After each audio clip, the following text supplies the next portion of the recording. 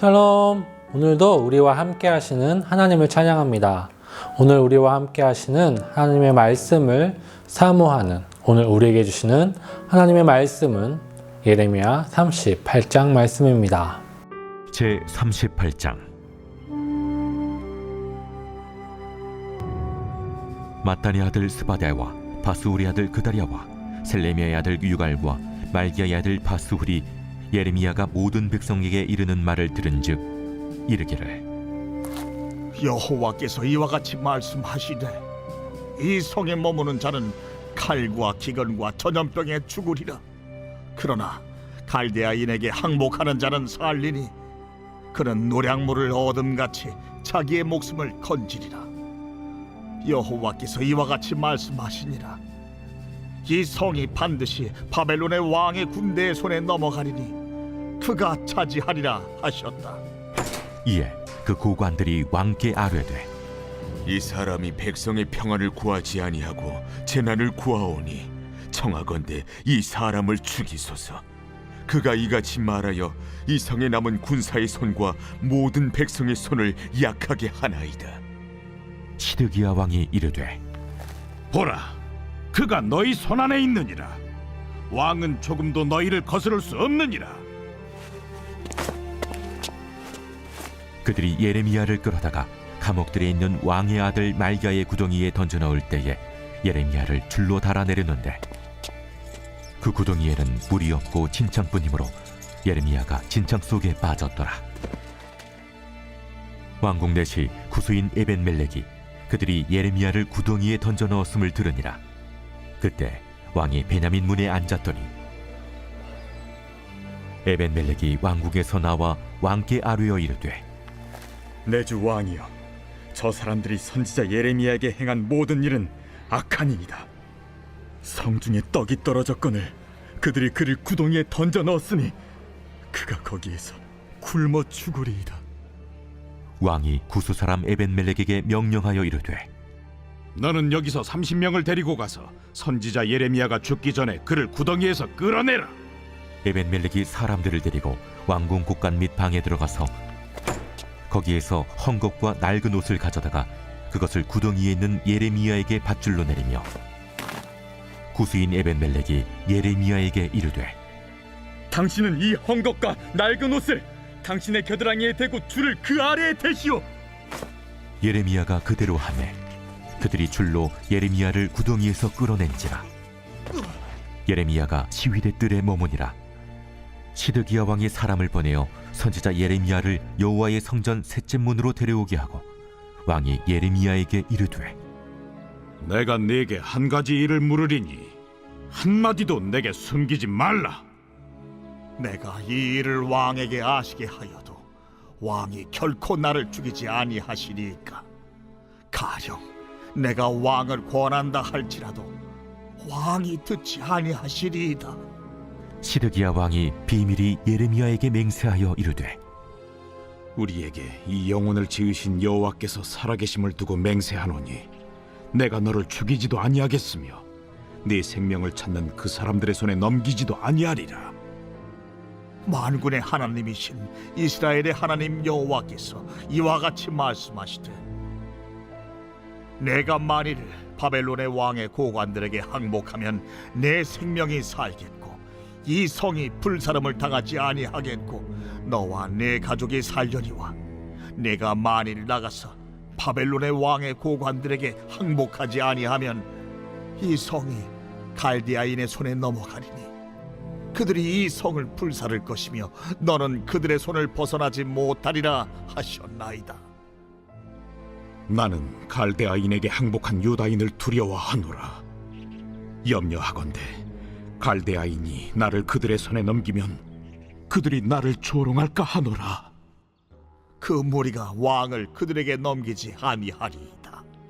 원하옵나니 내가 왕에게 하랜 바 여호와의 목소리에 순종하소서. 그리하면 왕이 복을 받아 생명을 보전하시리이다.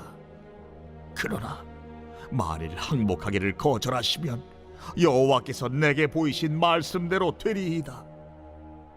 보라, 곧 유다 왕국에 남아있는 모든 여자가 바벨론 왕의 고관들에게로 끌려갈 것이요 그 여자들은 내게 말하기를 내 친구들이 너를 꿰어 이기고 내 발이 진흙에 빠짐을 보고 물러갔도다 하리라.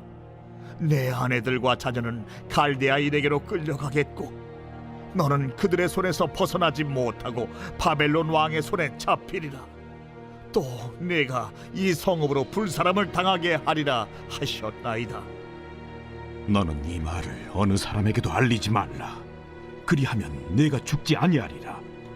만일 고관들이 내가 너와 말하였다 함을 듣고 와서 내게 말하기를 네가 왕에게 말씀한 것을 우리에게 전하라. 우리에게 숨기지 말라. 그리하면 우리가 너를 죽이지 아니하리라. 또 왕이 내게 말씀한 것을 전하라 하거든 그들에게 대답하되 내가 왕 앞에 간구하기를 나를 요나단의 집으로 되돌려 보내지 마소서. 그리하여 거기서 죽지 않게 하옵소서 하였다 하라. 모든 고관이 예레미야에게 와서 물으매 그가 왕이 명령한 모든 말대로 대답하였으므로 일이 탄로되지 아니하였고 그들은 그와 더불어 말하기를 그쳤더라. 예레미야가 예루살렘이 함락되는 날까지 감옥들에 머물렀더라.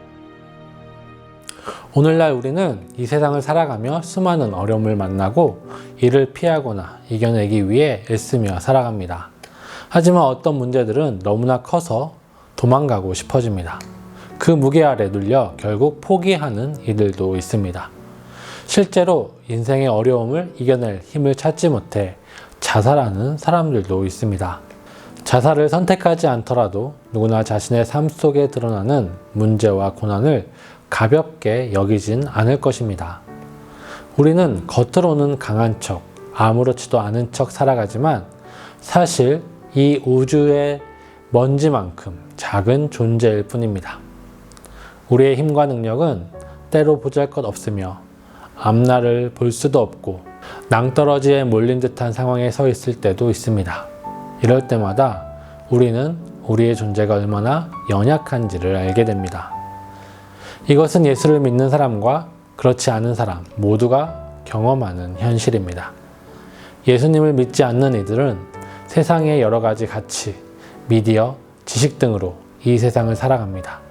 돈과 명예, 권력을 통해 자신의 가치를 높이려 하며 세상은 이를 통해 인생의 문제를 회피하거나 이겨내라고 이야기하기도 합니다. 하지만 우리는 아무리 외적으로 자신을 포장해도 결국 본질적인 문제에 대한 진정한 해결과 행복을 얻을 수 없다는 것을 알고 있습니다. 우리의 문제는 더 깊고 근본적이며 존재론적인 문제이기 때문입니다. 오늘 본문에 등장하는 시드기야 왕도 이와 같은 예입니다. 그는 왕으로서 외적으로 화려하고 많은 것을 가진 사람이었습니다. 많은 이들이 그의 앞에 머리를 숙였고 그의 앞에서 벌벌 떨었습니다. 그러나 왕으로서 강하고 능력이 있어 보였던 시드기야는 본질적으로 매우 연약한 한 사람에 불과했습니다. 오늘 본문은 그의 화려한 외적인 가치가 그에게 아무런 해결책이 되지 못했음을 보여줍니다. 본문 14절을 함께 읽어보겠습니다. 시드기야 왕이 사람을 보내어 선지자 예레미야를 여호와의 성전 셋째 문으로 데려오게 하고 왕이 예레미야에게 이르되 내가 내게 한 가지 일을 물으리니 한마디도 내게 숨기지 말라. 시드기야 왕은 구덩이에 갇혀있던 예레미야를 비밀스러운 장소인 성전 셋째 문으로 부릅니다. 이곳은 왕과 예레미야 단 둘만 있을 수 있는 은밀한 장소였습니다. 왕으로서 모든 것을 가진 듯 보였던 시드기야는 그럼에도 신하들과 백성들 앞에서 주체적인 결정을 내리지 못하고 있었습니다. 그는 바벨론에 의해 세워진 왕이었기 때문에 정통성이 약했습니다. 그래서 신하들과 백성들의 눈치를 보며 통치했던 것입니다. 이제 그에게 최대의 위기가 닥쳐왔습니다. 그의 군대도 신하도 권력도 재물도 그를 돕지 못하고 있습니다. 그동안 그는 예레미야를 핍박했습니다. 하지만 이제 시드기야는 예레미야에게 하나님의 뜻을 묻습니다. 시드기야는 바벨론의 위협 속에서 오로지 하나님의 뜻에 의지할 수밖에 없었던 것입니다. 예레미야는 시드기야에게 하나님의 뜻을 전하였습니다. 항복하라는 것입니다. 17절과 18절입니다. 내가 만일 바벨론 왕의 고관들에게 항복하면 내 생명이 살겠고 이 성이 불사름을 당하지 아니하겠고 너와 내 가족이 살리라. 만일 나가서 항복하지 아니하면 이 성이 갈대아인의 손에 넘어가리니 그들이 이 성을 불사를 것이며 너는 그들의 손을 벗어나지 못하리라. 이런 예레미야의 말을 듣고도 시드기야는 여전히 주저합니다. 그는 항복하면 얻을 모욕과 위험이 두려웠습니다. 시드기야는 신하들이나 백성들에게 모욕당할 것을 걱정했습니다. 또한 이집트가 바벨론을 막아줄 것이라는 희망도 갖고 있었습니다. 하지만 시드기야의 그 두려움은 결국 그를 파멸로 이끌었습니다. 예루살렘이 함락될 때 그는 도망쳤지만 결국 붙잡혔죠. 그의 가족이 처형되는 모습을 목격하였고 자신의 두 눈이 뽑히는 끔찍한 형벌을 받았습니다. 시드기야의 행동을 바라보며 우리는 그를 답답하고 어리석게 여길 수 있습니다. 아니, 하나님의 경고를 3번이나 듣고 왜 항복하지 않았을까? 라는 생각 말입니다. 그러나 이 시드기야의 모습은 바로 우리들의 모습일 수도 있습니다. 당장의 안위를 위해 하나님의 뜻을 저버리고 세상 속에서의 안일함을 택하는 것이 우리의 모습이기도 하기 때문입니다. 우리도 시드기야처럼 세상의 기준에 맞추고 살고 있지는 않을까? 하나님께서는 우리가 결국 죽고 모든 권세가 하나님의 심판 앞에서 아무것도 아니라는 것을 말씀해 주십니다. 이 세상에서 얻은 성공과 소유는 언젠가 사라질 것들입니다. 그러나 많은 사람들은 이 영원한 진리보다 당장의 문제와 눈앞의 이익에만 집중합니다. 그리스도인으로서 우리도 그럴 수 있다는 것입니다. 우리는 이 세상의 권세와 압력에 휘둘리기보다 하나님의 권세 앞에서 굴복하는 삶을 살아야 할 것입니다. 우리는 세상 속에서 생존과 물질을 위해 사는 존재가 아닙니다. 우리는 하나님의 뜻과 영원한 소망을 바라보며 사는 존재입니다. 하나님께 항복하는 것이야말로 진정한 생명의 길입니다. 하나님의 뜻을 따르는 것이야말로 우리의 생명의 문제를 해결하는 유일한 방법입니다. 하나님의 심판과 구원이 우리에게 다가옴을 알고 있다면 세상의 눈치를 보기보다 하나님의 뜻을 따라야 할 것입니다. 우리의 가치의 기준이 하나님의 말씀과 영원한 소망에 있다면 우리는 진정한 자유와 구원을 누리게 될 것입니다. 우리의 목적이 이 세상의 가치관이 아니라 하나님 나라에 있기를 축복합니다. 우리 모두 하나님의 뜻을 따르고 하나님의 가치관대로 살아갈 때 우리 삶 가운데 하나님 나라가 성취될 것입니다.